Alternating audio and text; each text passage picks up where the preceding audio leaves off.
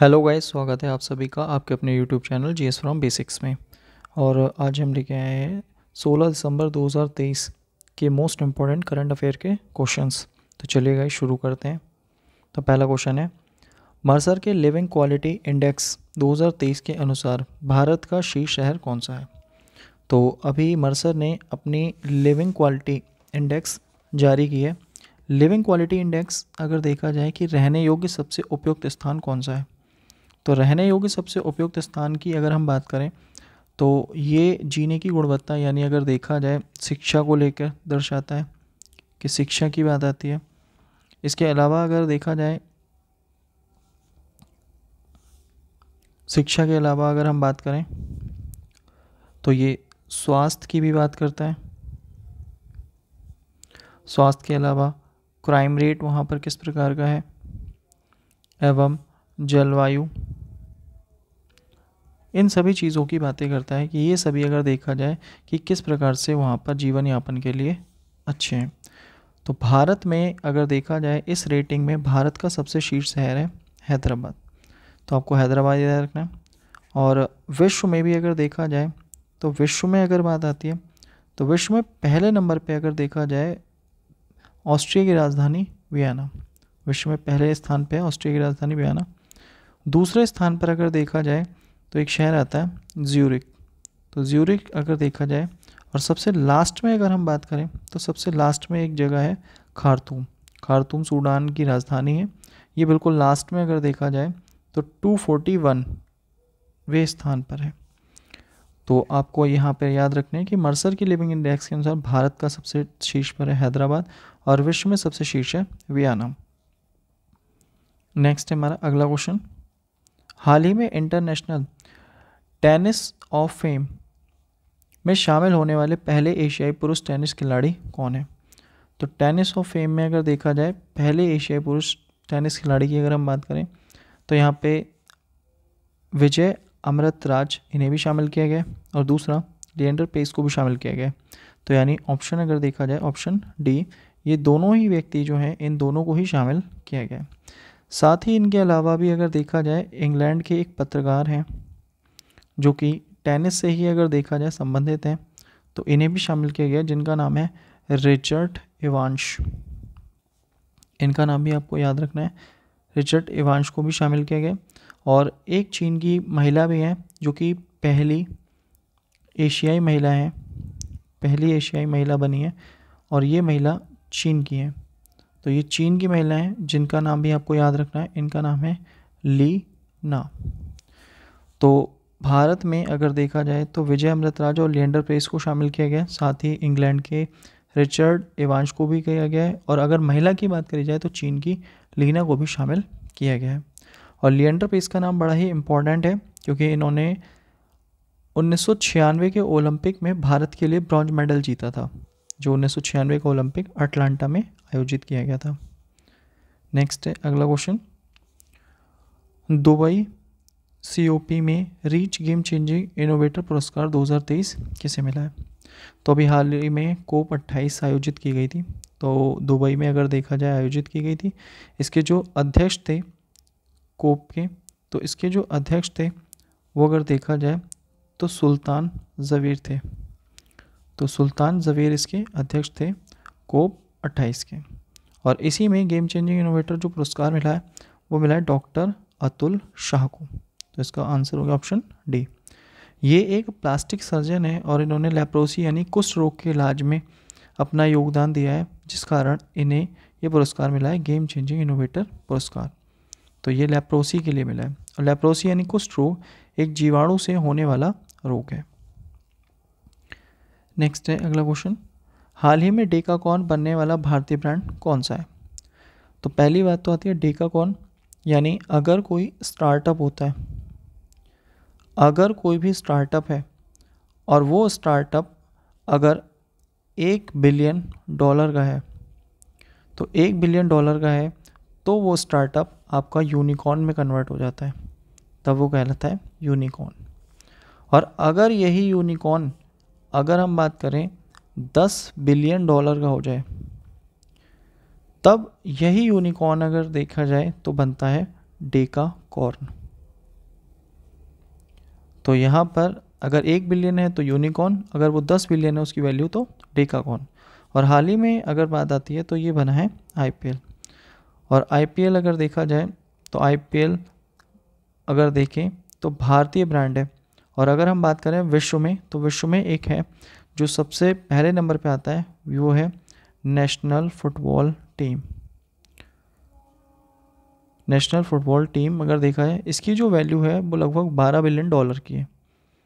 और अगर हम बात करें, अगर देखा जाए हमारे IPL की, तो इसकी लगभग 10.7 बिलियन डॉलर है। और ये इस भारत में सबसे मूल्यवान अगर देखा जाए इसकी जो टीम है वो है मुंबई इंडियंस। और अभी हाल ही में IPL संपन्न हुए थे, तो जो IPL संपन्न हुए थे उनका अब 16वां संस्करण हुआ था, जो कि अब 2024 में हमें 17वां संस्करण देखने को मिलेगा। नेक्स्ट हमारा अगला क्वेश्चन, राज्यसभा में पारित विधेयक के अनुसार चुनाव आयोग में नियुक्ति के लिए गठित चयन समिति में कौन शामिल होंगे? तो चुनाव आयोग की बात आती है तो चुनाव आयोग भाग हमारा 15 में काउंट होता है। और इसी में अगर देखा जाए तो आर्टिकल हमारा लगता है इसमें आर्टिकल 324। और चुनाव आयोग का गठन जो हुआ था वो 25 जनवरी 1950 को हुआ था। इसके पहले अध्यक्ष सुकुमार सेन थे। और अगर हम बात करें कि पहली महिला अध्यक्ष कौन थी, तो वो थी रमा देवी। और वर्तमान में इसके अध्यक्ष जो हैं वो हैं राजीव कुमार। तो ये सभी बातें आपको तीनों नाम याद रखने। और इसमें अगर देखा जाए एक अध्यक्ष होता है और 2 अगर देखा जाए अन्य सदस्य होते हैं। तो ये 1+2 के सिद्धांत पर काम करती है। और ऐसा बताने वाली जो समिति थी, ये समिति थी दिनेश गोस्वामी समिति। और अभी हाल ही में सुप्रीम कोर्ट ने ये सरकार को ऑर्डर दिया था कि इसके लिए एक चयन समिति का गठन किया जाए। और केंद्र सरकार ने एक समिति का गठन किया जिसमें प्रधानमंत्री भी शामिल है और विपक्षी नेता भी शामिल है और तीसरे अगर देखा जाए तो केंद्रीय मंत्री भी शामिल है। यानी इसका आंसर हो गया ऑप्शन डी, उपयुक्त सभी। नेक्स्ट हमारा अगला क्वेश्चन, हाल ही में चर्चा में रहे चक्रवात जैस्पर का संबंध किससे है? तो जैस्पर अगर देखा जाए एक उष्णकटिबंधीय तूफान है और ये अभी हाल ही में अगर देखा जाए ऑस्ट्रेलिया में देखने को मिला है। यानी ऑप्शन ए इसका राइट आंसर है। और यहाँ लगभग 140 किलोमीटर प्रति घंटे की रफ्तार से हवाएं देखी गई। तो इसने काफ़ी ज़्यादा तबाही मचाई है ऑस्ट्रेलिया में। और ऑस्ट्रेलिया में उष्णकटिबंधीय तूफानों को बिली बिली नाम से भी जाना जाता है। तो आपको ये भी याद रखना है कि किस नाम से जाना जाता है, तो बिली बिली नाम से भी जाना जाता है। नेक्स्ट इसी में आता है हमारा, अगर हम इसी से रिलेटेड और देखें तो अभी हाल ही में हमें मिचोंग देखने को मिला था। तो मिचोंग अगर देखा जाए इसका जो नाम रखा था वो म्यांमार ने रखा था और इसने भारत के तमिलनाडु में काफ़ी तबाही मचाई थी। इसके अलावा एक और तूफान था तेज का नामकरण भी अगर देखा है भारत ने किया था। और तेज का जो हमारा अगर देखा जाए इसका प्रकोप देखने को मिला था तो वो अरब सागर में देखने को मिला था। इसके अलावा एक और नाम आपने सुना होगा बिपरजॉय आपको जो है बांग्लादेश में देखने को मिला। इसका नाम बांग्लादेश में रखा था और ये भी हमारी बंगाल की खाड़ी में देखने को मिला।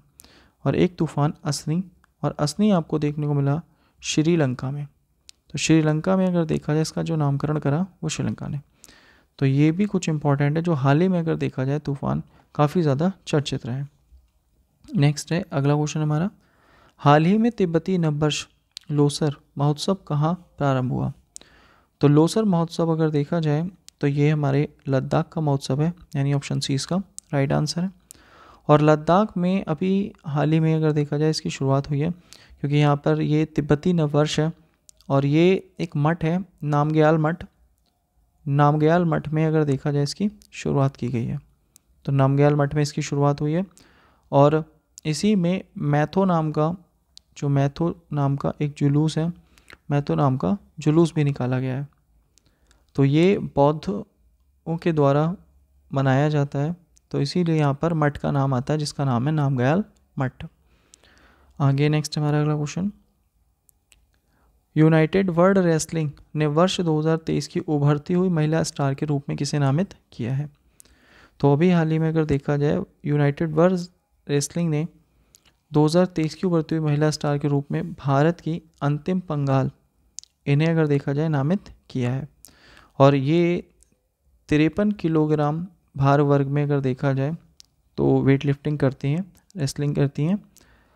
और अगर हम बात करें कि ये अगर देखा जाए तो अंडर 20 की ये वर्ल्ड चैम्पियन रह चुकी हैं। इसके अलावा एशियन चैम्पियनशिप हुई थी कजाकिस्तान के अस्ताना में, तो वहाँ इन्हें सिल्वर मेडल मिला था। और ये 2 बार जूनियर वर्ल्ड चैम्पियन भी रह चुके हैं। और ये अगर देखा जाए तो हरियाणा राज्य की रहने वाली हैं अंतिम पंघाल। आगे नेक्स्ट हमारा अगला क्वेश्चन, हाल ही में नई समुद्री एम्फीपोड प्रजाति डेमोचेस्टिया एलानेसिस कहाँ खोजी गई है? तो जो एम्फीपोड प्रजाति होती है जो ज़मीन और पानी दोनों स्थानों पर रहती हैं उन्हें एम्फीपोड बोलते हैं। और एक प्रजाति है डेमोचेस्टिया एलानेसिस, ये उड़ीसा में अगर देखा जाए खोजी गई है। तो ऑप्शन ए इसका राइट आंसर है। इसके लगभग 13 जोड़ी पैर हैं और ये एक प्रकार की अगर देखा पानी में पाई जाने वाली एक प्रकार की मछली है। नेक्स्ट है हमारा अगला क्वेश्चन, हाल ही में पानी से आर्सेनिक और धातु आयनों को हटाने के लिए अमृत प्रौद्योगिकी किसने विकसित की है? तो अमृत प्रौद्योगिकी अगर देखा जाए ये पानी से आर्सेनिक और धातु को हटाने के लिए शुरू की है और ये IIT मद्रास द्वारा शुरू की गई है, यानी ऑप्शन डी इसका राइट आंसर है। और अगर बात आती है अगर देखा जाए आर्सेनिक की जो सबसे ज़्यादा समस्या है वो आपको देखने को मिलेगी पश्चिम बंगाल में। और आर्सेनिक के कारण अगर हम बात करें तो इससे कैंसर, ब्लड प्रेशर या मधुमेह जैसे रोग होते हैं। तो ये काफ़ी ज़्यादा अगर देखा जाए खतरनाक होता है, एक प्रदूषक होता है और ये अनिम्नीकृत प्रदूषक होता है जो हमारा सबसे ज़्यादा पश्चिम बंगाल में पाया जाता है। तो इसी के लिए एक प्रौद्योगिकी अमृत प्रौद्योगिकी शुरू करी है IIT मद्रास ने। तो ये थे गाइस आज के सभी इंपॉर्टेंट क्वेश्चंस। और गाइस अगर वीडियो अच्छी लगी हो तो प्लीज़ वीडियो को लाइक करें, शेयर करें, कमेंट करें और चैनल को सब्सक्राइब करें। Thank you guys, thanks for watching.